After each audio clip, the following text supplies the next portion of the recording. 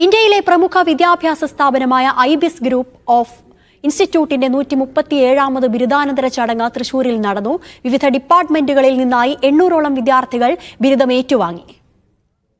ഇന്ത്യയിലെ പ്രമുഖ വിദ്യാഭ്യാസ സ്ഥാപനമായ ഐബിസിലെ logistics, hospital administration, business administration, HR management, digital marketing, banking and financial services, aviation, fitness training തുടങ്ങിയ ഡിപ്പാർട്ട്മെന്റുകളിൽ നിന്നും 800ഓളം വിദ്യാർത്ഥികളാണ് ബിരുദം കരസ്ഥമാക്കിയത്. ചടങ്ങിൽ പ്രശസ്ത എഴുത്തുകാരനും RJയും കൂടിയായ Joseph Annakutty Jose, KIMS Kerala cluster CEO Farhan Yasin എന്നിവർ മുഖ്യാതിഥികളായി പങ്കെടുത്തു. Executive director Sandeep Radhakrishnan, master consultant Dileep Radhakrishnan, Vipin Das എന്നിവർ ചടങ്ങിൽ പ്രസംഗിച്ചു.